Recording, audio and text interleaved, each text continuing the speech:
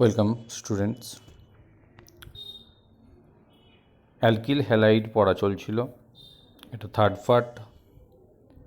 আমরা ফার্স্ট পার্টে অ্যালকিল হ্যালাইডের সাধারণ ধর্ম, নাম, প্রস্তুতি, সেকেন্ড পার্টে রাসায়নিক বিক্রিয়া এবং তার মধ্যে একটি গুরুত্বপূর্ণ রিয়াকশান SN2 নিয়ে আলোচনা করেছি। এবারে আসছি SN1 রিয়াকশান। SN1 ফুল অর্থ সাবস্টিটিউশন নিউক্লিওফিলিক ইউনিমলিকুলার। প্রতিস্থাপন বিক্রিয়া হবে একটি নিউক্লিওফাইল দ্বারা এবং সেটি হবে ইউনিমলিকুলার, মানে কেবলমাত্র একটি বিক্রিয়কের গাঢ়ত্বের ওপর, এবং সেটি হচ্ছে সাবস্ট্রেট, তার ওপর বিক্রিয়ার হার নির্ভর করবে। এই ধরনের বিক্রিয়ায় নিউক্লিওফাইলের গাঢ়ত্ব কোনো রকমভাবে প্রভাব ফেলে না। বিক্রিয়াটি কিন্তু দু ধাপে ঘটে। এবারে শর্টে আরেকটু বলছি কিভাবে ঘটে। সর্বপ্রথমে একটি কার্বোক্যাটায়ন তৈরি হয়। কার্বোক্যাটায়ন তৈরি হওয়ার পর, তার মানে কার্বোক্যাটায়ন তৈরি হওয়াটা একটা স্টেপ। সেকেন্ড স্টেপে নিউক্লিওফাইল দ্বারা অ্যাটাক হয়। তারপরে যদি পোষম লিগ্যান্ড হয়, কিছু এইচ বাদ যাওয়ার প্রশ্ন আছে, সেটা আমাদের এখানে না বললেও হবে। তাহলে প্রথম পার্টে বলছি কার্বোক্যাটায়ন তৈরি হলো, তারপরের পার্টে নিউক্লিওফাইল দ্বারা আক্রান্ত হবে। কিন্তু প্রথম পার্টটাই হচ্ছে স্লো এবং বিক্রিয়ার হার নির্ণায়ক ধাপ, মানে ওই ধাপটার ওপর বিক্রিয়ার হার নির্ভর করবে। আমি এর আগেও বলেছি SN2 পড়ানোর আগে যে একাধিক ধাপে যদি কোনো বিক্রিয়া সংগঠিত হয়, ওর মধ্যে সবচেয়ে যেটা ধীর গতিসম্পন্ন ধাপ, সেই ধাপটা হচ্ছে স্লোয়েস্ট স্টেপ এবং রেট ডিটারমাইনিং স্টেপ, মানে হচ্ছে ওই বিক্রিয়ার ওপর বা ওই ধাপের ওপর বিক্রিয়ার হার নির্ভর করবে। মানে ওই ধাপটা যত জোরে হবে বা ওই ধাপটা যত তাড়াতাড়ি হবে, কোনো একটি রাসায়নিক বিক্রিয়া তত তাড়াতাড়ি হবে। ওই ধাপে মানে স্লোয়েস্ট স্টেপে ওই ধাপে যতগুলো বিক্রিয়ক অংশগ্রহণ করবে, যেমন SN2-তে দুজন ছিল, সাবস্ট্রেট ও নিউক্লিওফাইল। এখানে কিন্তু কেবল একজন সাবস্ট্রেট আছে, সেই জন্য এটি ইউনিমলিকুলার রিয়াকশান, মানে কেবল একটি বিকারক বা বিক্রিয়াজাত পদার্থ অংশগ্রহণ করছে, তাই এটি ইউনিমলিকুলার। তো আমি আবার এটি চারটে ধাপে বোঝানোর চেষ্টা করেছি কি না, ইউনিমলিকুলার নিউক্লিওফিলিক রিয়াকশান, সেই জন্যই SN1 কথাটা বলা হয়েছে। টু স্টেপ মেকানিজম, মানে দুটো ধাপে ঘটবে। রেট ডিটারমাইনিং স্টেপটা হচ্ছে কি, কেবল ফার্স্ট ধাপটা, এবং সেখানে কেবলমাত্র সাবস্ট্রেটই থাকবে বা সাবস্ট্রেটের গাঢ়ত্বের ওপরই বিক্রিয়ার হার নির্ভর করছে। এবং রেট বোঝানো হচ্ছে K/RX। RX বলতে অ্যালকিল হ্যালাইড। অ্যালকিল হ্যালাইডের গাঢ়ত্বের ওপর নির্ভর করছে। কেটা কি না, হার ধ্রুবক। আমাদের এখনও কাইনেটিক্স পড়া হয়নি, সেই জন্য এটি একটু অসুবিধা হতে পারে, কিন্তু এ নিয়ে পরিষ্কার হয়ে যাবে কিছুদিনের মধ্যে। তা বিক্রিয়ার হার কেবলমাত্র অ্যালকিল হ্যালাইডের উপর নির্ভর করে, এটুকু তোমরা এমতো অবস্থায় জানলেই চলবে। এবার আমরা মেকানিজমে আসছি। মেকানিজমে কী নিয়েছি আমরা, একটি টারশিয়ারি ব্রোমাইড নিয়েছি। কেন টারশিয়ারি না, দেখো এই কার্বনেতে 3টি অ্যালকিল গ্রুপ আছে। প্রথমে কি হচ্ছে না, প্রথম ধাপে একটি কার্বোক্যাটায়ন তৈরি হচ্ছে। এই কার্বোক্যাটায়নটা তৈরি হলো এবং Br- বেরিয়ে গেল। এইটাই কিন্তু হার নির্ণায়ক ধাপ, মানে এই ধাপটা যত সহজে হবে, যত তাড়াতাড়ি হবে, বিক্রিয়াটা কিন্তু তত ভালো এবং তত তাড়াতাড়ি হবে। মানে বলতে চাইছি, এইখানে দেখো Br আছে, এই Br-এর বদলে যদি I নিই, এই কার্বোক্যাটায়নটা তৈরি হওয়াটা কিন্তু আরও ভালো হবে, কারণ I তথা আয়োডাইড I- Br- থেকেও ভালো লিভিং গ্রুপ। তার মানে এখানে যেহেতু লিভিং গ্রুপ বেরিয়ে গিয়ে কার্বোক্যাটায়নটা তৈরি হবে, তাহলে যত সহজে লিভিং গ্রুপ বেরোবে ততই ভালো। মানে কার্বোক্যাটায়নটা প্রস্তুতি যত সহজে হবে তত সহজে বিক্রিয়াটি ঘটবে। অরবিটাল পিকচারটা কীরকম করে দেখানো আছে না, এখানে এই এক্সটি প্রথমে বেরিয়ে গেল, বেরিয়ে গিয়ে কী হচ্ছে, একটি কার্বোক্যাটায়ন তৈরি হচ্ছে। দেখানো আছে এই অরবিটাল পিকচারটা, এটা কিন্তু কোনো প্রোডাক্ট নয়, এটা জাস্ট বোঝানো হয়েছে ট্রানজিশন স্টেটটার। এখানে কি দেখানো হয়েছে না, sp3 সংকরায়িত কার্বনের একটি অরবিটালের sp3 তো 4টি সমযোজী বন্ধন করবে, তো তার সঙ্গে একটি এক্সের পি অরবিটাল লোভ করে বন্ডিং করে ছিল। এখন যেই এক্সটা বেরিয়ে গেল তার ফলে একটি কার্বোক্যাটায়ন তৈরি হলো। এখানে দেখো এই পি অরবিটালটা কিন্তু দুটি লোভ আবার সমান হয়ে গেল, কারণ সেটাই সাধারণ পি অরবিটালে এটাই হয়, কিন্তু যখন সংকরায়ন হবে তখন কিন্তু আমরা একটাকে বড় দেখাই, একটাকে ছোট দেখাই। বাকি যে এই তিনটি আছে, মানে একটা কার্বনের সঙ্গে যে তিনটে এখানে আর দিয়ে চিহ্নিত করা আছে অ্যালকিল গ্রুপ, এই উদাহরণটার ক্ষেত্রে সেটা 3টে CH3 হবে। তো তারা কিন্তু একটি প্লেনে আছে, এরা কিন্তু একটি প্লেনে আছে, এইটি প্লেনের ওপরে এবং এইটি প্লেনের নিচে ধরতে পারো, বাট এই অংশটা পুরোপুরি একটি প্লেনে আছে। তার ফলে কি হচ্ছে, পরের স্টেপে যাচ্ছি, তার ফলে কার্বোক্যাটায়নটাকে যখন আক্রান্ত হবে কোনো নিউক্লিওফাইল দ্বারা, সে দুদিক দিয়ে অ্যাটাক হবে। আমি স্টিরিওকেমিস্ট্রিটা আবার বলবো, যেহেতু এই অংশটা প্লেনে আছে বলছি, তাহলে নিউক্লিওফাইলটা এদিক দিয়েও অ্যাটাক করতে পারে, আবার এদিক দিয়েও অ্যাটাক করতে পারে। সেই জন্য বলছি যে এক্ষেত্রে দুটি প্রোডাক্ট হওয়ার সম্ভাবনা কিন্তু আছে। তো যেহেতু এখানে 3টি অ্যালকিল গ্রুপই সেম, সেক্ষেত্রে দুটি প্রোডাক্টের যে প্রসঙ্গ সেটা খাটবে না। তো জল নিউক্লিওফাইল এবারে অ্যাটাক করবে এই কার্বোক্যাটায়নে, ফলস্বরূপ একটা জলের সঙ্গে কমপ্লেক্স করছে, কিন্তু যেহেতু এইচটা দুটো আছে এবং অক্সিজেনের মাথায় প্লাস হয়ে আছে, একটা এইচ বেরোনোর মতো আছে, অবশ্যই অক্সিজেন কী করবে, এইচকে বের করে দিয়ে নিজে প্রসম হয়ে যাবে। ফলস্বরূপ আমরা ফাইনালি প্রোডাক্ট পেলাম একটা টার্সিয়ারি অ্যালকোহল। তাহলে দুটো ধাপে ঘটছে, প্রথম ধাপে হলো কার্বোক্যাটায়ন সৃষ্টি, দ্বিতীয় ধাপে হচ্ছে কার্বোক্যাটায়ন নিউক্লিওফাইল দ্বারা আক্রান্ত হওয়া। এখানে কিন্তু এই জলের ওপর বিক্রিয়ার হার বা অন্য কোনো নিউক্লিওফাইলের ওপর বিক্রিয়ার হার ডিপেন্ড করবে না। এখানে জল ছাড়া অন্য নিউক্লিওফাইল দিলেও প্রোডাক্ট হয়ে যাবে, বা ও ওয়েট করবে, যদি কোনো একটি ভালো নিউক্লিওফাইল না থাকে ও কিন্তু E2 বা E1ও হয়ে যাবে। এই প্রসঙ্গে আমি পরে আসবো। এবার এদের অর্ডার বলি।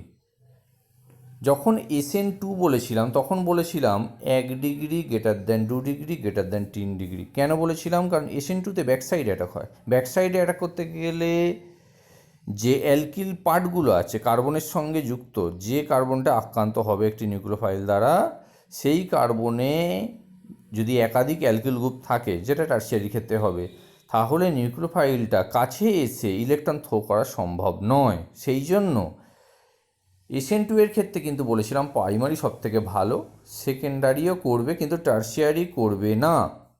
কিন্তু এখানে ঠিক উল্টো বলছি, এখানে টারশিয়ারি সব থেকে ভালো করবে, প্রাইমারির সম্ভাবনা খুব কম। তার কারণ এখানে তো কার্বোক্যাটায়ন সৃষ্টির মাধ্যমে হবে।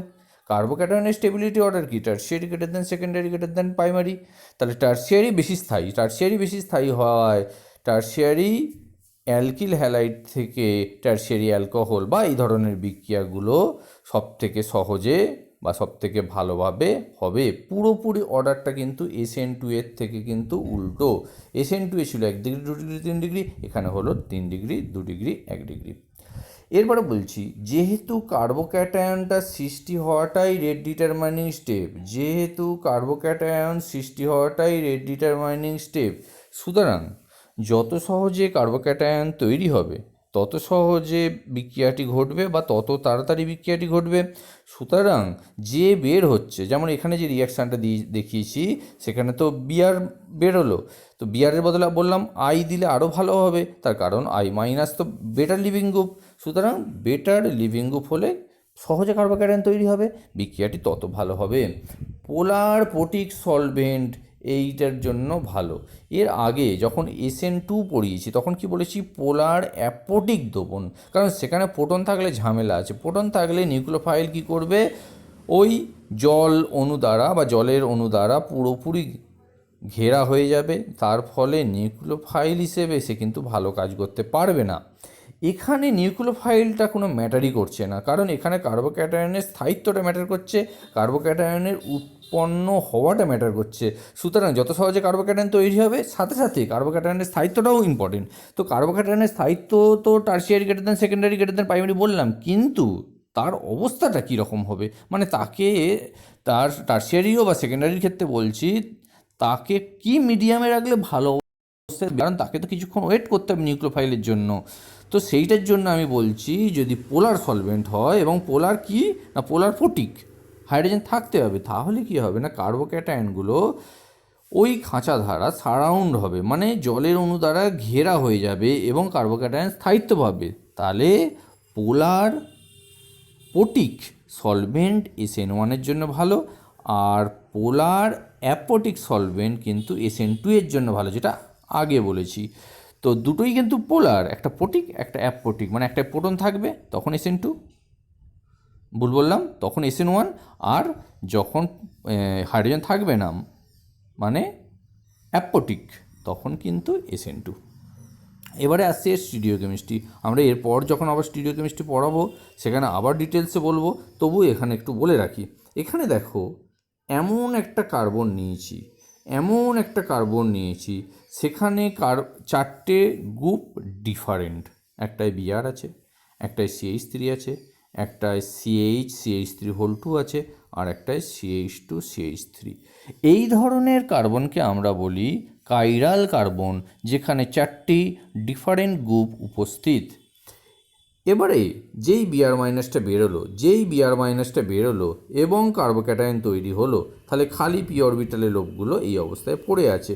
এখানে তিনটে ডিফারেন্ট কার্বন কিন্তু একটা প্লেনে আছে, ধরে নাও এই পি অরবিটালের সঙ্গে পারপেন্ডিকুলার, মানে লম্বভাবে আছে। একটা ভাবো, এই মাঝখান থেকে একটা খাতার পাতা প্রবেশ করিয়ে দাও অনুভূমিকভাবে, তাতে ধরো এই তিনজন শুয়ে আছে, ঠিক আছে। এবারে কোনো একটি নিউক্লিওফাইল বা মিডিয়ামের যে দাবক, সেইটা এবারে আক্রান্ত করবে। কোথায় আক্রান্ত করতে পারে, হয় এই দিক দিয়ে, এমনকি এই দিক দিয়ে। তার ফলস্বরূপ দুটো প্রোডাক্ট হতে পারে। একবার ওইটিটা, এখানে ইটিওইস দাবক হিসেবে ব্যবহার করছি, ওইটিটা একবার এদিক দিয়ে প্রবেশ করলো, একবার ওইটিটা এদিক দিয়ে প্রবেশ করলো। এই দুটো যৌগ কিন্তু হুবহু এক নয়, এই দুটো যৌগর গঠন সংকেত আলাদা হলেও ত্রিমাত্রিক গঠন আলাদা। এই কম্পাউন্ডটাকে তুলে কিন্তু এর ওপর চাপানো যাবে না। তো এর ফলে কি হচ্ছে, দুটি অণু পাওয়া যাচ্ছে যারা একে অপরের মিরর ইমেজেস, মানে দর্পণ প্রতিবিম্ব সম্পর্কযুক্ত। এদেরকে আমরা বলি এনানসিওমার। তাহলে দাঁড়াচ্ছে SN1 যদি কার্বনটা কাইরাল হয় বা অপ্রতিসম হয়, সেখানে যে দুটি যৌগ পাওয়া যাবে তারা দর্পণ প্রতিবিম্ব যুক্ত, যারা একে অপরের সঙ্গে নন সুপার ইম্পসিবল, মানে একটার ঘাড়ে অন্যটা চাপবে না, এরকম সম্পর্কযুক্ত, তারা কিন্তু তৈরি হবে। এই জিনিসটাকে আমরা নাম দিচ্ছি পেয়ার অফ এনানসিওমার, এবং এদের মিক্সচারটাকে আমরা বলি রেসিমাইজেশান। আমরা যখন স্টিরিও কেমিস্ট্রি পড়াবো আমরা আবার এটা বলবো। এবার আসছি, এই যে কার্বোক্যাটায়ন উৎপন্ন হলো বা হচ্ছে, এদের কিন্তু আরও অনেক ধরনের সম্ভাবনা আছে। সেই সম্ভাবনার একটি হচ্ছে রিঅ্যারেঞ্জমেন্ট। আমরা জানি কার্বোক্যাটায়নগুলো হতে পারে সে সেকেন্ডারি উৎপন্ন হয়েছে, প্রাইমারির ক্ষেত্রে সম্ভাবনা কম, কারণ বলেই দিলাম যে প্রাইমারি SN1 করে না বললেই হয়। তো সেকেন্ডারির ক্ষেত্রে একটা সম্ভাবনা আছে যে সে SN1 এবং SN2 দুটোই করতে পারে, কারণ ও পড়ছে এই তিনজনের ঠিক মাঝে। মানে 1 ডিগ্রি 2 ডিগ্রি 3 ডিগ্রির মাঝখানে সেকেন্ডারিটা পড়ছে, সুতরাং ওর SN1 দিকে যাওয়া এবং SN2 দিকে যাওয়া দুটিরই কিন্তু সম্ভাবনা আছে। তো সেখানে কিন্তু একটি রিঅ্যারেঞ্জমেন্টের সম্ভাবনা এসে যাচ্ছে, মিথাইল গ্রুপ কিংবা হাইড্রাইড গ্রুপ শিফট করার প্রসঙ্গ চলে আসছে। দেখো এখানে যে অ্যালকিল হ্যালাইডটা নিয়েছি এটা কিন্তু একটি সেকেন্ডারি, বিআর মাইনাসটা বেরিয়ে গেল, বেরিয়ে গিয়ে একটা সেকেন্ডারি কার্বোক্যাটায়ন তৈরি করেছে। কিন্তু সে দেখবে আমি কার্বোক্যাটায়নটা যদি আরও ভালো জায়গায় নিয়ে গিয়ে স্থায়িত্ব আনতে পারি তাহলে কিন্তু আমি সেখানে যাব। কি হচ্ছে, পাশের কার্বন অন্য কোথা থেকেও যাবে না, দুদিকই দেখতে হবে, এই কার্বোক্যাটায়নের দুদিকই দেখতে হবে। এর দিকে কিন্তু শিফট করার মতো আর কেউ নেই, কারণ এই কার্বনের পাশের কার্বনটা দরকার, সেখানে কার্বন নেই। কিন্তু দেখো এই কার্বনে যুক্ত কোনো গ্রুপ আছে, এখানে হাইড্রোজেন আছে, এখানে CH3 আছে, দুটিই শিফট করার সম্ভাবনা আছে। সে কোনটা নেবে? অ্যাকচুয়ালি মিথাইল গ্রুপ সহজে শিফট করবে হাইড্রোজেনের তুলনায়, কিন্তু কে সহজে শিফট করবে সেটার থেকেও ইম্পর্টেন্ট কে শিফট করলে স্থায়ী যৌগ উৎপন্ন করবে। দেখো এখানে হাইড্রোজেনটা যদি এখানে শিফট করে, এখানে হাইড্রোজেনটা যদি এখানে শিফট করে, তাহলে যে কার্বোক্যাটায়নটা তৈরি হচ্ছে এই যে এটা কিন্তু হয়ে গেল টারশিয়ারি। এই টারশিয়ারি কার্বোক্যাটায়ন কিন্তু আগের সেকেন্ডারি কার্বোক্যাটায়নের তুলনায় বেশি স্থায়ী, সুতরাং এ থেকে যে প্রোডাক্টটা হবে সেটাই হবে মেন প্রোডাক্ট বা মেজর প্রোডাক্ট। এটা বলছি না যে এটা থেকে প্রোডাক্ট হবে না, কিন্তু এটার পার্সেন্টেজ খুব কম হবে, এটার পার্সেন্টেজ বেশি হবে। ধরে নাও এটা 80 থেকে 90%, এটা 10 থেকে 20%, এইরকম টাইপের হয়। তাহলে মাথায় রাখতে হবে যে যখন SN1 হচ্ছে বা কার্বোক্যাটায়ন সৃষ্টি হচ্ছে, সেখানে কিন্তু নিউক্লিওফাইল দ্বারা আক্রান্ত হয়ে যে প্রোডাক্ট হবে সেখানে কিন্তু রিঅ্যারেঞ্জমেন্ট ঘটে মোর স্টেবল প্রোডাক্ট হওয়ার কিন্তু সম্ভাবনা চলে আসছে। যেমন এখানে এই প্রোডাক্টটা মেইন প্রোডাক্ট হয়ে গেল, হওয়া উচিত ছিল এই কার্বনের নিউক্লিওফাইলটা অ্যাটাক হয়ে প্রোডাক্ট হওয়ার কথা ছিল। এটা হাইড্রাইডের পর আসছে এবার মিথাইল শিফট। এমনও হতে পারে কোনো মিথাইল গ্রুপ শিফট করছি, এখানে এক্সাম্পলটা এমন দিয়েছি, এখানে 3টি অ্যালকিল গ্রুপ করে দিয়েছি। এখন 3টি অ্যালকিল গ্রুপ প্রথমে এই কার্বোক্যাটায়ন তৈরি হলো যেটা সেকেন্ডারি, এখানে যদি মিথাইল গ্রুপটা এখানে শিফট করে দিই তাহলে কিন্তু দেখো টারশিয়ারি কার্বোক্যাটায়ন তৈরি হয়ে গেল। এই টারশিয়ারি কার্বোক্যাটায়ন তৈরি হয়ে যাওয়ার ফলে কী হচ্ছে না, এখন নিউক্লিওফাইলটা এসে এইখানে গিয়ে অ্যাটাক করবে, ফলস্বরূপ এই প্রোডাক্টটা মেজর হয়ে যাচ্ছে। হওয়া উচিত ছিল এইখানে নিউক্লিওফাইল, তার বদলে হয়ে গেল এইখানে নিউক্লিওফাইল। তাহলে রিঅ্যারেঞ্জমেন্টের সম্ভাবনাগুলো SN1 কিংবা যেখানে কার্বোক্যাটায়ন তৈরি হচ্ছে সবার ক্ষেত্রে মাথায় রাখবে, অলরেডি যদি সে টারশিয়ারি হয় তার আর রিঅ্যারেঞ্জমেন্ট হবে না, মাথায় রেখো। অলরেডি টারশিয়ারি কার্বোক্যাটায়ন যদি হয় তার আর রিঅ্যারেঞ্জমেন্ট হবে না, সম্ভাবনাটা হয়ে যায় প্রাইমারি এবং সেকেন্ডারি, এবং প্রাইমারির ক্ষেত্রেও কম, সেকেন্ডারির ক্ষেত্রে সেকেন্ডারি কার্বোক্যাটায়ন যদি হয় তার পাশের কার্বন, সেকেন্ডারি কার্বোক্যাটায়ন মানে কার্বন যেটা প্লাস হয়ে আছে তার সঙ্গে একটি এই যুক্ত আছে, তার সঙ্গে পাশের যে কার্বন সেইগুলোকে লক্ষ্য করতে হবে। সেখান থেকে যদি হাইড্রোজেন মানে অ্যাকচুয়ালি মাইনাস হিসেবে শিফট করে, সেই জন্য বলি হাইড্রাইড শিফট কিংবা মিথাইল শিফট, এমনকি অ্যারোমেটিক বলয় পর্যন্ত শিফট করতে পারে। সেটা প্রসঙ্গটা আমি এখন আসছি না। তাদের শিফটের মানে একটা জায়গা থেকে লাফিয়ে অন্য জায়গায় যাওয়াটা ঠিক পাশের কার্বনে, একসঙ্গে দুটো কার্বন লাফাবে না, কিন্তু ঠিক পাশের কার্বনটা মানে যেটাকে আমরা আলফা কার্বন বলি, আলফা কার্বন থেকে শিফট হয়ে যদি টারশিয়ারি কার্বোক্যাটায়ন তৈরি হওয়ার সম্ভাবনা থাকে সেই সম্ভাবনাগুলোকে বিচার করতে হবে। এবার চলে আসছি SN1 কোন কোন বিষয়ের ওপর নির্ভর করে। তো SN1 স্টিরিওকেমিস্ট্রিটা আমরা বলেছি। এবারে আসছি leaving group, steric effect, solvent effect, nucleophile. এর মধ্যে সলভেন্ট এফেক্টটাও বলা হয়েছে, স্টিরিক এফেক্টটা আর লিভিং গ্রুপটাও বলা হয়েছে, স্টিরিক এফেক্টটা বলছি এবারে। তো সর্বপ্রথমে বলি যে স্টিরিক এফেক্ট টারশিয়ারি, সেকেন্ডারি, প্রাইমারি, যেহেতু কার্বোক্যাটায়নের স্থায়িত্ব টারশিয়ারিতে সব থেকে বেশি। এর আগে আবার দিয়েছি বেঞ্জাইলের ক্ষেত্রে কী কারণে স্থায়িত্ব, বেঞ্জাইল মানে বেঞ্জিন বলয়ের মাথায় CH2+। দেখো এটা কিন্তু অন্য একটি উদাহরণে গেলাম, বেঞ্জিন বলয়ের মাথায় CH2+, এটা কিন্তু কার্বোক্যাটায়নটা কি না প্রাইমারি, কিন্তু এর স্থায়িত্ব বিশাল। এর স্থায়িত্ব কে প্রদান করে না, এর স্থায়িত্ব প্রদান করে হচ্ছে রেজোন্যান্স। যেহেতু CH2 গ্রুপ বেঞ্জিন বলয়ের সাথে তথা ফিনাইল বলয়ের সাথে রেজোন্যান্সে অংশগ্রহণ করছে, সুতরাং ও মারাত্মক রকমভাবে স্থায়িত্ব দেবে। এরপর আসছে 3 ডিগ্রি, তারপরে 2 ডিগ্রি, তারপরে 1 ডিগ্রি। নিউক্লিওফাইলের ক্ষেত্রে কি বললাম, যে নিউক্লিওফাইলের ক্ষেত্রে তেমন কিছু ম্যাটার করে না, তবুও বলবো এক্ষেত্রে নিউক্লিওফাইল যে স্ট্রং হবে, আমরা প্রসঙ্গে আসবো পরে, যে স্ট্রং হবে সে কিন্তু আগে আক্রান্ত করবে কাকে, কার্বোক্যাটায়নকে। মানে যদি দুটো সম্ভাবনা আছে, মানে ধরো জলে হচ্ছে একটি বিক্রিয়া, তাহলে জল গিয়ে কার্বোক্যাটায়নে আক্রান্ত করার সম্ভাবনা আছে। কিন্তু এমতো অবস্থায় তুমি যদি বাইরে থেকে একটি নিউক্লিওফাইল অ্যাড করো যে জলের থেকে ভালো নিউক্লিওফাইল, জল তো প্রথম মোটেই ভালো একটা নিউক্লিওফাইল নয়, ধরো বাইরে থেকে কিছুটা HI বা KI যোগ করে দিয়েছো, তাহলে কিন্তু I মাইনাস গিয়েই অ্যাটাক করবে।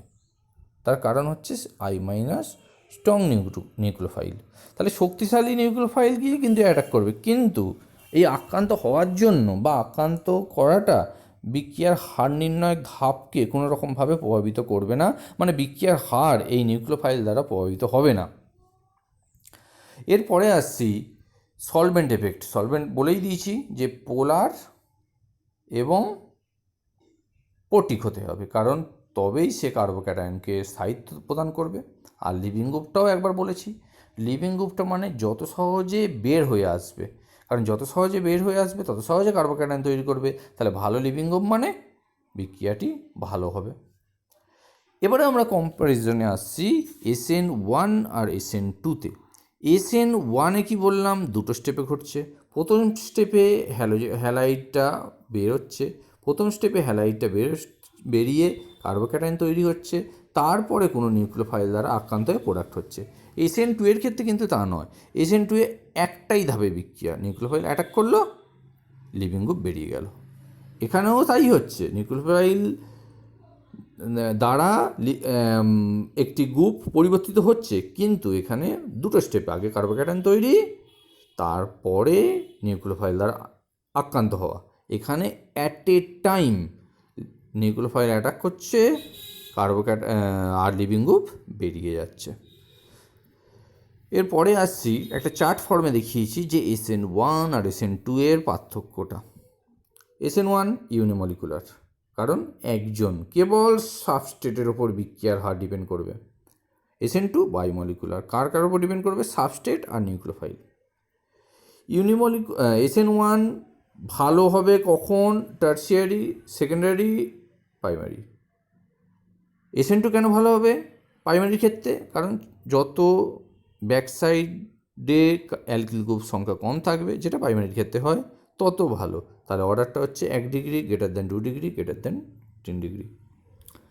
নিউক্লিওফাইলটা উইক হলে ভালো, কেন বলেছিলাম, এখানে যদি নিউক্লিওফাইল স্ট্রং হয়ে যায় সেক্ষেত্রে E2 এবং E1-এর সম্ভাবনা চলে আসবে, সেটা আমি এরপরে এলিমিনেশন যখন পড়াবো তখন বলে দিচ্ছি।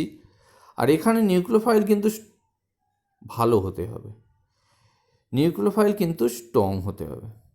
সলভেন্ট পটিক বলেছি, পোলার পটিক SN1-এর জন্য ভালো, আর এখানে বলেছি সলভেন্ট পোলার হবে এবং অ্যাপটিক DMF DMSO। স্টিরিওকেমিস্ট্রিতে কি বলেছি, ইনভার্সান হবে কিসে, SN2-এর ক্ষেত্রে, আর এখানে হবে রেসিমাইজেশন, মানে কিছুটা প্লাস কিছুটা মাইনাস। এখনই বুঝবে না, স্টিরিওকেমিস্ট্রি পড়া হয় না, এই প্রসঙ্গে আমরা পরে অবশ্যই আলোচনা করব। এবারে আসছি, এই যে কার্বোক্যাটায়ন তৈরি হলো, আমি আবার SN1-এতেই আসছি একটা এক্সাম্পলে। এই যে কার্বোক্যাটায়ন তৈরি হলো, এমনও হতে পারে সেই কার্বোক্যাটায়নের সম্মুখীন হচ্ছে এমন একটি নিউক্লিওফাইলের যে কিনা অ্যাম্বিডেন্ট নিউক্লিওফাইলের দুটো সাইট আছে, 2 বা 2-এর বেশিও হতে পারে, একাধিক সাইট আছে আক্রান্ত করার। এখানে স্ক্রিনে একটি এক্সাম্পল দেওয়া আছে, দেখো সিএন কিন্তু সি এর দিক দিয়েও অ্যাটাক করতে পারে, এন এর দিক দিয়েও অ্যাটাক করতে পারে। রেজোন্যান্সটা দেখানো আছে, দেখো সি এর মাথায় একবার মাইনাস হচ্ছে, এন এর মাথায় একবার মাইনাস হচ্ছে, সি এর মাথাতেও কিন্তু একজোড়া নিঃসংযোজক ইলেকট্রন আছে, একবার সি মাইনাস অবস্থায় আছে, একবার এন মাইনাস অবস্থায় আছে, তাহলে দুদিক দিয়ে আক্রান্ত হওয়ার সম্ভাবনা আছে। এবারে যখন AgCN দ্বারা আক্রান্ত হচ্ছে, Ag প্লাস এই এক্সকে খুব সহজে নিয়ে নেয়, হয়ে সিলভার হ্যালাইডের অদক্ষেপ ফেলে দিল। এই বিক্রিয়াটা খুব পরিচিত একটি বিক্রিয়া, ফলস্বরূপ কার্বোক্যাটায়ন তৈরি করলো কি R প্লাস। এবারে প্রশ্ন আসছে, কে এই আর প্লাসকে আগে বিক্রিয়া করবে? কে বলতে কোন সাইড, কার্বন না নাইট্রোজেন? বলছি স্ট্রং নিউক্লিওফাইল বা শক্তিশালী নিউক্লিওফাইল, মানে তার ইলেকট্রোনেগেটিভিটি যত স্ট্রং হবে তার কাছে ইলেকট্রন ডেনসিটিও তত বেশি হবে। নাইট্রোজেন আর কার্বনের মধ্যে নাইট্রোজেন বেশি ইলেকট্রোনেগেটিভ, তাহলে নাইট্রোজেন কিন্তু অ্যাটাক করবে যখন আর প্লাসকে অ্যাটাক করছে। আর প্লাসকে নাইট্রোজেন অ্যাটাক করে এনসি অর্থাৎ অ্যালকিল আইসোসায়ানাইড উৎপন্ন করে ফেলবে। কারণ কার্বনের থেকে নাইট্রোজেন কার্বনের থেকে নাইট্রোজেন ইলেকট্রোনেগেটিভ এলিমেন্ট।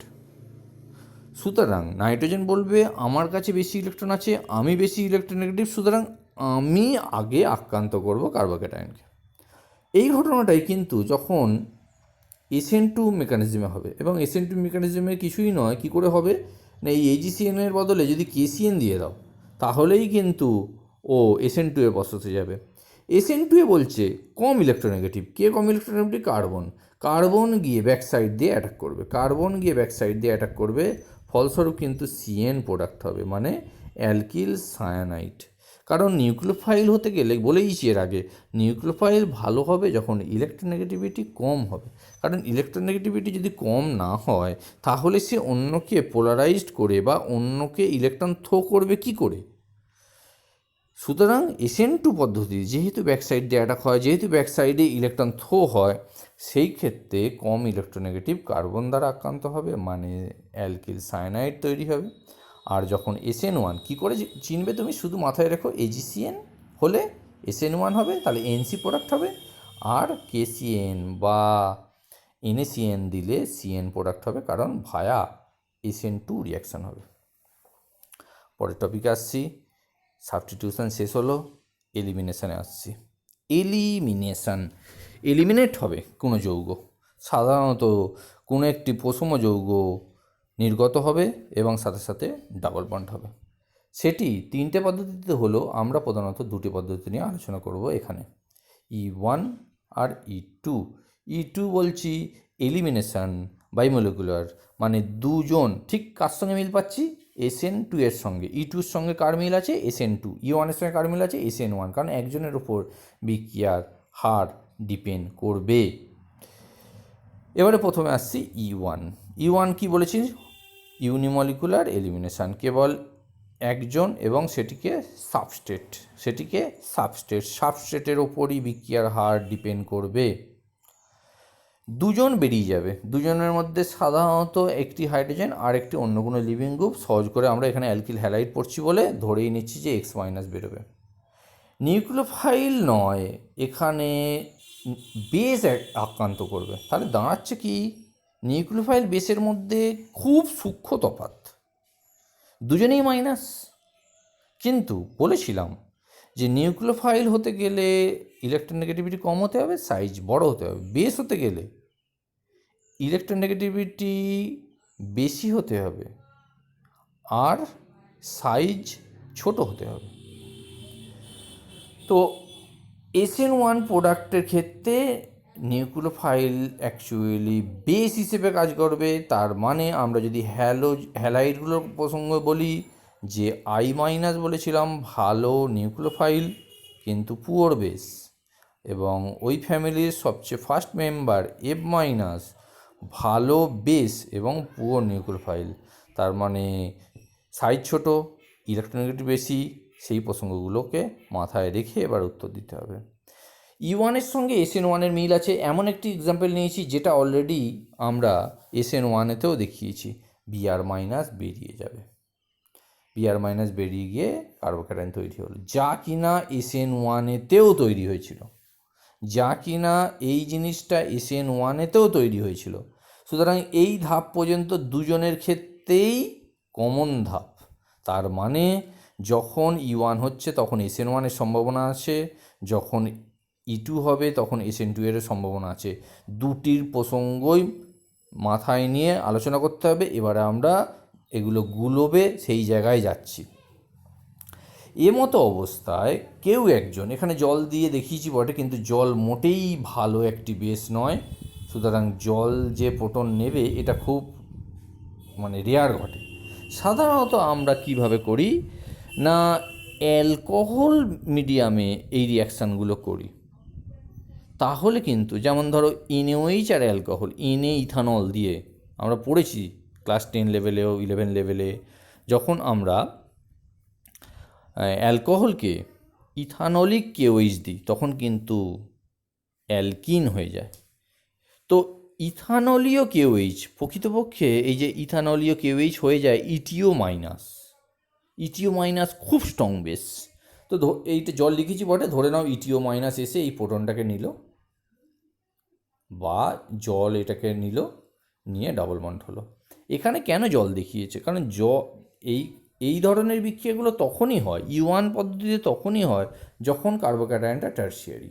কারণ টার্সিয়ারি কার্বোক্যাটায়ন নিজেই ভালো স্থায়ী, সে দেখবে যে কে নিউক্লিওফাইল, জল তো পুরো নিউক্লিওফাইল, তাহলে জলের সঙ্গে অ্যালকোহল করার থেকে আমি তার থেকে দ্বিবন্ধন করি, এটা বেশি স্থায়ী। সুতরাং জলের সঙ্গে বিক্রিয়া করে অ্যালকোহল উৎপন্ন করার থেকে সে দ্বিবন্ধন করে ফেললো। সুতরাং এখানে জলটার প্রয়োজনীয়তা তেমন কিছু বিশাল ব্যাপার নয়, এইচটা নিজে থেকেও বের করে দিতে পারে, কিংবা জল এইচটাকে নিয়ে H3+ তৈরি করতে পারে, হয়ে একটা অ্যালকিন তৈরি হলো। তাহলে এখান থেকে দুটো প্রোডাক্ট হলো, এখান থেকে এই কার্বনের সঙ্গে OH যুক্ত হয়ে গেল, তাহলে SN1 হয়ে যেতে পারো। দুটোই হবে, কিন্তু কোনোটা হবে না আমি বলছি না, ডিপেন্ড করছে কে বেশি হবে কে কম হবে, কী দাবক, তারপরে মিডিয়ামে আর কোনো নিউক্লিওফাইল দিচ্ছি কি না, ইত্যাদি ইত্যাদি অনেক ফ্যাক্টর কাজ করে। সুতরাং এই কার্বোক্যাটায়ন থেকে দুটো সম্ভাবনা, আবার এই কার্বোক্যাটায়নের আবার বলেছিলাম রিঅ্যারেঞ্জমেন্ট হওয়ার সম্ভাবনা, বহু সম্ভাবনার দিকে আমরা এগোচ্ছি। আর E1 দিকে, যেহেতু বাইরে থেকে কোনো বেস যোগ করিনি, সেই জন্য এটা E1। তাহলে আবার বলছি, প্রথমে কেউ হ্যালাইড বেরিয়ে গিয়ে কার্বোক্যাটায়ন তৈরি হলো, তৈরি হওয়ার পর জল লাগতেও পারে নাও লাগতে পারে, নিজে থেকেই একটি প্রোটন বেরিয়ে গিয়ে একটি অ্যালকিন তৈরি হয়ে গেল, একটি পাই বন্ড তৈরি হলো। এবারে অরবিটাল পিকচারটায় আসি এর। এইখানে দেখো এই এইচটা বের হবে, সেটা ধরো এই পি অরবিটালের সঙ্গে sp3 সংকরায়িত পি অরবিটালের সঙ্গে এই হাইড্রোজেনটা যুক্ত আছে। যেই এই এইচটা বেরিয়ে যাবে তখন এই পি অরবিটালটা এর সঙ্গে প্যারালাল হয়ে যাবে, এই পি অরবিটাল আর এই পি অরবিটাল প্যারালাল হয়ে গেল, এরা দুজন ওভারল্যাপ করে পাই বন্ড করে ফেললো, ফলস্বরূপ একটা দ্বিবন্ধনযুক্ত যৌগ অর্থাৎ একটি অ্যালকিন তৈরি হয়ে গেল। এবারে আসছি ইটুর ক্ষেত্রে বায়োমলিকুলার রিয়াকশান, দুটি জিনিসের ওপর, দুটি বিক্রিয়কের ওপর, বিক্রিয়ক বলতে একটি বিকারক আর একটি হচ্ছে সাবস্ট্রেট, দুজনের ওপর নির্ভর করছে, এবং একটি স্ট্রং বেস লাগবে, এটা মাথায় রেখো, স্ট্রং বেস লাগবে। এবং একটু আগেই বললাম স্ট্রং বেস ভালো হয় যখন ইলেকট্রোনেগেটিভিটি কম হয়, সাইজ ছোট হয়, কিংবা যে সমস্ত আমরা বলেছিলাম, দেখো anion of poor acid is good nucleophile but week base. কিন্তু যদি অ্যানায়ন অফ উইক অ্যাসিড বলি, তাহলে কিন্তু সে স্ট্রং বেস হবে কিন্তু পুওর নিউক্লিওফাইল পাবে, যা পুরোপুরি উল্টো। যেমন ধরো HF একটি পুওর অ্যাসিড, সুতরাং তার যে অ্যানায়ন F- স্ট্রং বেস। আবার ধরো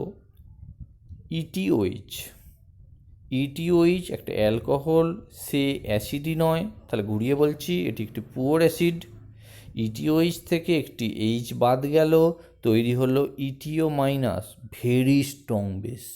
কারণ যত অ্যাসিডটা উইক হবে, কিংবা প্রকৃতপক্ষে সে অ্যাসিডই নয়, আবার ধরে নাও ETO- থেকে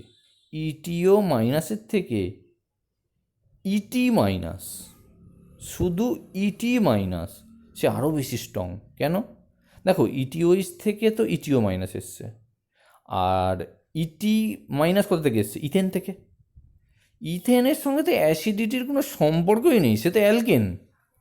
তাহলে এরকম যদি হয় অ্যালকিল গ্রুপগুলো মানে CH3 মাইনাস, হ্যাঁ, CH3 CH2 মাইনাস আরও ডেঞ্জারাস বেস, তাহলে তারাই কিন্তু E2 করবে। তাহলে অ্যালকিল গ্রুপ যার মাথায় মাইনাস আছে কিংবা অ্যালকক্সাইড গ্রুপ যার মাথায় মাইনাস আছে, সাধারণত একটা বিকারককে মনে রেখে দিও, Na ইথানল, সোডিয়াম ইথানল।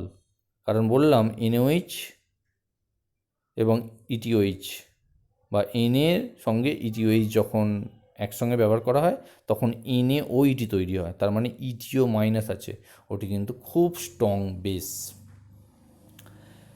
এখানে বলেছি halide leaving and proton abstraction happening simultaneously, মানে একসঙ্গে বিক্রিয়াটা ঘটছে। দেখো এখানেও OH মাইনাস দিয়ে দেখানো হয়েছে, OH মাইনাস দিয়ে E2 হয় না আমি বলছি না, কিন্তু ওই ইটিও মাইনাস দিয়ে খুব ভালো হয়।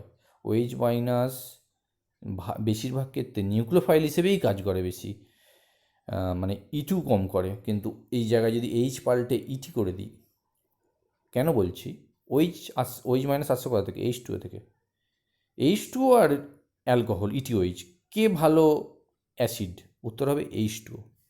H2 কিন্তু অ্যাসিড নয়, কিন্তু ETOH-এর সাপেক্ষে H2O ভালো অ্যাসিড। তাহলে H2O থেকে একটা H বাদ গেল, গিয়ে তৈরি হলো OH মাইনাস, আর ETOH থেকে একটা H বাদ গেল, তৈরি হলো ETO মাইনাস। ETO মাইনাসটা কিন্তু আরও ভালো বেস। সুতরাং সাধারণত অ্যালকোহলিক OH দিলে অ্যাকচুয়ালি বিয়ার পাল্টে OH হয়, আর ইথানলিক OH দিলে অ্যাকচুয়ালি এই ডবল বন্ডটা হয়। যাই হোক, এখানে কি হচ্ছে, OH মাইনাসই বলো বা ইটিও মাইনাসই বলো, সে গিয়ে এইচটাকে ধরলো, বিয়ারটা সঙ্গে সঙ্গে বেরিয়ে গেল, অ্যাট এ টাইম বিক্রিয়া হচ্ছে, একসাথে এইচ বিয়ার বের হচ্ছে। আগের বারে কিন্তু E1-এ যখন বলছিলাম আগে কার্বোক্যাটায়ন তৈরি হলো, SN1-এর সঙ্গে মিল, এটা দেখো SN2-এর সঙ্গে মিল, SN2-ও ওয়ান স্টেপ রিয়াকশান হয়ে একটি অ্যালকেন তৈরি হলো। এবারে যে অ্যালকিন তৈরি হচ্ছে তাদের আবার স্থায়িত্ব কীরকম হতে পারে সেইটা নিয়ে আলোচনা করছি। এই রিলেটেড একটি স্যাটজেপ্ট রুল আছে, তিনি বলছেন মোস্ট সাবস্টিটিউটেড বা মোস্ট সাবস্টিটিউটেড অ্যালকিনটা হবে মোস্ট স্টেবল এবং মেজর প্রোডাক্ট। সেটা আবার কীভাবে বোঝানো হচ্ছে শোনো। ডাবল বন্ডের সঙ্গে যুক্ত কার্বন, ডাবল বন্ডের সঙ্গে যুক্ত কার্বনের যতগুলো অ্যালকিল গ্রুপ আছে, ডবল বন্ডের সঙ্গে যুক্ত কার্বন তাতে যতগুলো অ্যালকিল গ্রুপ আছে সেটা দেখো, এটা একটি, এটায় দুটি, এটায় তিনটি, এটায় চারটি। এই ডবল বন্ডের সঙ্গে যুক্ত কার্বনে যে এতগুলো অ্যালকিল গ্রুপের সংখ্যা বেরোচ্ছে, ডবল বন্ডে যে কার্বনগুলো আছে মানে যাদের মধ্যে ডবল বন্ড আছে তার সঙ্গে যত অ্যালকিল গ্রুপের সংখ্যা বাড়বে তত সে বেশি স্থায়ী। এর পেছনে যদি কারণ অন্য, মানে এটা জেনারেল রুল, এর পেছনে কারণ হচ্ছে হাইপার কনজুগেশন। ধরে নাও এই আরগুলো হচ্ছে CH3, তাহলে এই CH3 মানে এখানে আলফা এইচ কটা? আলফা এইচ বলতে কি, কার্বনের সঙ্গে ডবল বন্ডের সঙ্গে যুক্ত কার্বনটা হচ্ছে আলফা এইচ। তাহলে এখানে যদি মিথাইল গ্রুপ একটা ভাবো, তাহলে এখানে তিনটে আলফা এইচ, এইটায় দুটো আর, যদি দুটো মিথাইল ধরে নিই তাহলে এখানে ছটা, তিনটে আর ধরলে নটা, চারটে আর এ যদি আরগুলোকে মিথাইল গ্রুপ ধরি তাহলে 4 3 12টা। এই আলফা এইচের সংখ্যা বাড়লে কিন্তু হাইপার কনজুগেটিং হাইড্রোজেনের সংখ্যা বাড়বে, ফলস্বরূপ অ্যালকিনটি বেশি স্থায়ী হবে। এবারে সম্ভাবনা বিচার করো, এই বিয়ারটা বেরিয়ে যাবে, সেটা E1-এই ভাবো আর E2-তেই ভাবো, যাই হোক না কেন এই বিয়ারটা বেরিয়ে গিয়ে ধরেই নাও এটা E2-তে হচ্ছে, মানে অ্যাট এ টাইম হচ্ছে। তাহলে কোন এইচটা বেরোবে না, এর পাশের কার্বনের এইচ, বিয়ার যেখানে আছে তার পাশের কার্বনে এইচ, সেটা এইখানে দেখো তিনটে আছে এই কার্বনেতে, আর এখানে একটা আছে। তাহলে সম্ভাবনা দুটোই আছে, যদি এইখান থেকে এইচ নেয় তাহলে এই প্রোডাক্টটা হবে। দেখো এইখানে ডবল বন্ডটা হলো ওই সি এর মধ্যে, এক জায়গা থেকে এইচ বেরোলো, এক জায়গা থেকে বিয়ার বেরোলো, অ্যাকচুয়ালি এইচের কাছ থেকে দুটো ইলেকট্রন এসে এইচের কাছ থেকে দুটো ইলেকট্রন এসে পাই বন্ড করে, বিয়ারটা মাইনাস হিসেবে বেরিয়ে যায়। ফলস্বরূপ এখানে 1 2 পজিশানে ডবল বন্ডটা হলো।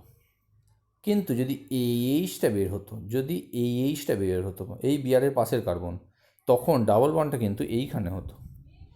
এইখানে যখনই হচ্ছে, মানে বাম দিক থেকে বলছি 1 2 3 2 3 পজিশনে ডবল বন্ডটা, এই কম্পাউন্ডটা কিন্তু বেশি স্থায়ী। কেন ভাবো? এইখানে ডবল বন্ডের সঙ্গে যুক্ত, এইখানে ডবল বন্ডে কটা অ্যালকিল গ্রুপ আছে না, এই একটা গোটাটা বড়টা, তার মানে অ্যালকিল গ্রুপ কটা? একটা। অ্যালকিল গ্রুপ হয়তো তোমাদের চিন্তা অসুবিধা হতে পারে, ডাবল বন্ডের সঙ্গে যুক্ত কার্বনটা হচ্ছে অ্যালকিল গ্রুপ, এই কার্বন নয়, এই কার্বন নয়, এর সঙ্গে যে কার্বন আছে সেইটা, এবং তারপরে যেটা আছে সেটাকে ধরবো না, এটা গোটাটাই একটা তখন গ্রুপ।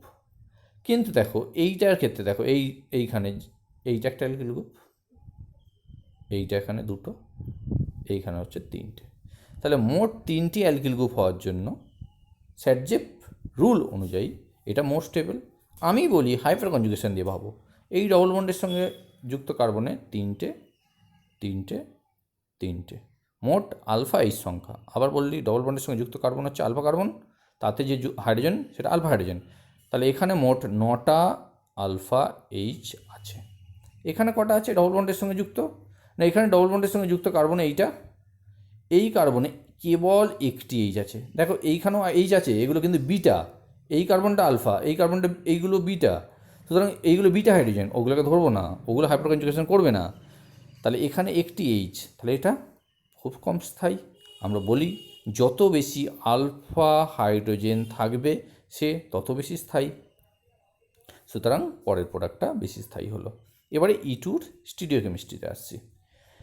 ইটুর ক্ষেত্রে অ্যান্টি পজিশান দিয়ে এগুলো নির্গত হয়, মানে বলতে চাইছি এই এইচটা যেখান দিয়ে নির্গত হবে আর এই হ্যালোজেনটা তার বিপরীত দিকে হবে। কারণ কী করে হয়, এই তো বন্ড তো বন করে ঘুরছে, sp3 তো এরা সবসময় ঘুরছে, ওরা নিজেদেরকে অ্যারেঞ্জমেন্ট করে নেবে। বেশ গিয়ে যেই আক্রান্ত করছে ওই হাইড্রোজেনটাকে, সঙ্গে সঙ্গে এই হ্যালোজেনটা বেরোচ্ছে, বেরিয়ে এই পি অরবিটালগুলো লম্বালম্বি হয়ে যাবে, মানে একে অপরের প্যারালাল হয়ে গিয়ে এই যে পি অরবিটাল প্যারালাল হয়ে একসঙ্গে জুড়ে পাই বন্ড করে ফেলছে। এই অবস্থায় এরমভাবে বোঝানো যাচ্ছে, এটা হচ্ছে নিউম্যান প্রজেকশান। দেখো এক্স আর এইচ এরা হচ্ছে ইক্লিপস পজিশানে আছে, মানে পাশাপাশি আছে, কিন্তু এরা বিপরীত পজিশানে আছে। এইভাবে প্রোডাক্টটা সাধারণত হয়, ঠিক আছে? যদিও হয় না যে এই পদ্ধতিতে তা নয়, এই পজিশানগুলোকে বা এই ধরনের অ্যাটাকটাকে বলি অ্যান্টি, আর যদি একই সাইডে হয় তাহলে বলি সিন। কিছু কিছু ক্ষেত্রে সিনও হয়, এগুলো রিএজেন্টের ওপর ডিপেন্ড করে, আর তবে বেশিরভাগ এবং সাধারণত অ্যান্টি হয়। যদিও তোমাদের এরকম অপোজিট দিকে লিখতেই হবে এইচএস লেভেলে, সেরকম আমি বলছি না, জাস্ট কথাটা শুনে রাখো, জেনে রাখলে ক্ষতি নেই। E1 আর E2 কম্পেয়ার করছি। E1-এর সঙ্গে যেহেতু SN1-এর মিল আছে, তাহলে E1 ভালো হবে টারশিয়ারির ক্ষেত্রে, E2 সেকেন্ডারি ক্ষেত্রে। কেন বললাম প্রাইমারির কথা বলছি না? প্রাইমারি কার্বোক্যাটায়ন তৈরি হয় না, আর প্রাইমারি সাধারণত SN2 করে। তাহলে এখানে একটু পরিষ্কার হলো যে প্রাইমারির ক্ষেত্রে SN2ই ভাববো, E1A2 ভাববো না।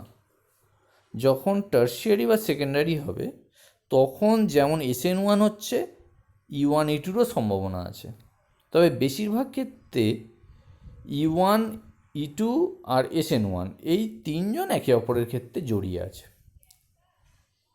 E1-এর ক্ষেত্রে উইক বেস, মানে ওই জল টল এই হলেই কাজ মিটবে, কারণ E1-এ তো কার্বোক্যাটায়ন বলবো আমি ভালোই আছি, আমি তো ভালোই স্থায়ী, নিউক্লিওফাইল এলেও ভালো না এলেও ভালো, আমি তো ভালোই আছি জলেতে। কিন্তু এখানে স্ট্রং বেস লাগবে, কারণ এ তো আর ওয়েট করছে না, এ তো আর ইন্টারমিডিয়েট কিছু তৈরি করছে না, এটা ওয়ান স্টেপ রিয়াকশান। সুতরাং এ স্ট্রং বেস আসবে, প্রোটন ছিনিয়ে নেবে, সঙ্গে সঙ্গে ও হ্যালোজেনকে বের করে দিয়ে ডাবল বন্ড করবে। E1-এর ক্ষেত্রে রেট কেবলমাত্র অ্যালকিল হ্যালাইডের উপর ডিপেন্ড করে, আর E2-র ক্ষেত্রে রেট দুজনের ওপর, অ্যালকিল হ্যালাইড এবং বেসের ওপর। E1-এর দুজনের ক্ষেত্রেই স্যাটজেব রুল প্রযোজ্য, যদি এর মাঝখানে আরেকজন আছেন হবম্যান, যদিও তা বেশিরভাগ ক্ষেত্রেই তার কথা ভাবি না। হবম্যান প্রোডাক্ট হচ্ছে স্যাটজেবের উল্টো, লেস সাবস্টিটিউটেড অ্যালকিনটা বেশি হবে, সেক্ষেত্রে মোর অ্যাসিডিক হাইড্রোজেনটা নির্গত হয়। এই প্রসঙ্গে পরে আসবো, কারণ জায়গাটা একটু জটিল। আচ্ছা, এরপরে বলছি E1 আর E2তে। E1-এর ক্ষেত্রে রিঅ্যারেঞ্জমেন্ট হবে, কারণ হচ্ছে এটা তো কার্বোক্যাটায়ন হচ্ছে, ইন্টারমিডিয়েট হচ্ছে, কিন্তু E2 যেহেতু ওয়ান স্টেপ রিয়াকশান, সেই জন্য এই ধরনের কোনো সম্ভাবনা নেই। আচ্ছা, এবারে আসছি সাবস্টিটিউশন ভার্সেস এলিমিনেশন। সেখানে সর্বপ্রথমে বলছি যে নিউক্লিওফাইল কীরকম হবে তার ওপর SN2 এবং E2টা অনেকটাই ডিপেন্ড করে। যদি স্ট্রং নিউক্লিওফাইল হয়ে যায় তখন কিন্তু SN2 বা E2 দুটোরই সম্ভাবনা আসছে। আর যাই হোক, SN1-এর ক্ষেত্রে তো স্ট্রং নিউক্লিওফাইলটা ম্যাটার করে না, তার কারণ হচ্ছে ওটা অন্য পদ্ধতিতে ঘটে। প্রাইমারি হ্যালাইড সাধারণত SN2 করবে। প্রাইমারি হ্যালাইডের ক্ষেত্রে সুতরাং সম্ভাবনা কিছু নেই, অন্য কিছু ভাবতে হবে না, SN2 করবে ধরেই নেওয়া হচ্ছে। টারশিয়ারি হ্যালাইডের ক্ষেত্রে কিন্তু সব সম্ভাবনা আছে, যেটা বলছিলাম যে যখন কার্বোক্যাটায়ন সৃষ্টির মাধ্যমে হচ্ছে, দেখো এই তিনটের ক্ষেত্রেই কার্বোক্যাটায়ন সৃষ্টি হচ্ছে, সুতরাং এই ক্ষেত্রে খুব ম্যাটার করছে যে SN1, E1, E2 সব ধরনের ব্যাপারগুলো ম্যাটার করছে। যেহেতু এলিমিনেশানে একটা যৌগ এলিমিনেট হচ্ছে, সেখানে ডবল বন্ড তৈরি হচ্ছে, সুতরাং টেম্পারেচারটাও কিছু ম্যাটার করে। এসএন বিক্রিয়ার ক্ষেত্রে টেম্পারেচারটা অতটা ম্যাটার করে না, কিন্তু E2-র ক্ষেত্রে বা E1-এর ক্ষেত্রে অর্থাৎ এলিমিনেশন ক্ষেত্রে কিন্তু টেম্পারেচারটা ম্যাটার করে। বাল্কি বেস ফ্লেভার এলিমিনেশান, কেন কথাটা বলছি যে বাল্কি গ্রুপ হলে আর যাই হোক SN2 এর সম্ভাবনা নেই। SN1-এর ক্ষেত্রে যে ঘটনাটা হয়, যে কার্বোক্যাটায়ন তৈরি হয়, সেখানে একটা নিউক্লিওফাইল গিয়ে অ্যাটাক হয়, কিন্তু E2 আর SN2 এদের সঙ্গে যদি কম্পেয়ার করি, সেক্ষেত্রে SN2-এর ক্ষেত্রে বাল্কি গ্রুপ হলে কিছু হবে না বিক্রিয়া, কিন্তু E2 হয়ে যেতে পারে। কারণ E2-র ক্ষেত্রে বাল্কি গ্রুপ কাকে নেবে? প্রোটনকে নেবে, সুতরাং প্রোটনকে সাইড থেকে নিয়ে বেরিয়ে যাবে। যেমন ধরো এইখানে একটা দেখানো হচ্ছে, এটা একটা বাল্কি ধরো গ্রুপ, সে তো এই কার্বনে গিয়ে অ্যাটাক করবে না, ধরো এই কার্বনে গেলে SN2 হতো অ্যাটাক। যদি গ্রুপটা আরও বড় করে দেওয়া যায়, তাহলে কিন্তু সে 100% E2ই করবে। তো এখানে ETO CH3O মাইনাস দেখানো আছে, তুলনামূলক OH মাইনাসের থেকে কিন্তু এটা বড় গ্রুপ, সুতরাং E2 এবং SN2 দুটোই করবো বলতে চাইছি। কিন্তু এর থেকেও বড় যদি অ্যালকিল গ্রুপ করে দিই, সে কিন্তু কেবল E2ই করবে, SN2 কিন্তু করবে না। আবার দেখো, যদি এমন হয় যে ভালো নিউক্লিওফাইল কিন্তু খুব দুর্বল বেস, তখন কিন্তু সাবস্টিটিউশন করবে, কারণ সাবস্টিটিউশন ব্যাক সাইড দিয়ে অ্যাটাক হবে। SN2 এর ক্ষেত্রেই প্রধানত বলছি, ব্যাক সাইড দিয়ে অ্যাটাক হবে। সেক্ষেত্রে কিন্তু ভালো নিউক্লিওফাইল হলেই কিন্তু তার SN2 এর সম্ভাবনা চলে আসছে।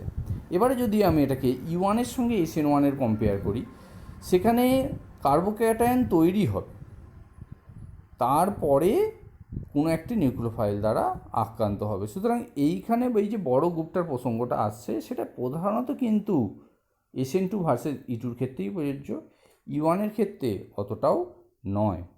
এর পরে রাসায়নিক বিক্রিয়া আছে, সেগুলো আমরা পরে আলোচনা করব। এই মতো অবস্থায় SN1, SN2, E1, E2 এই পর্যন্ত বলা হলো।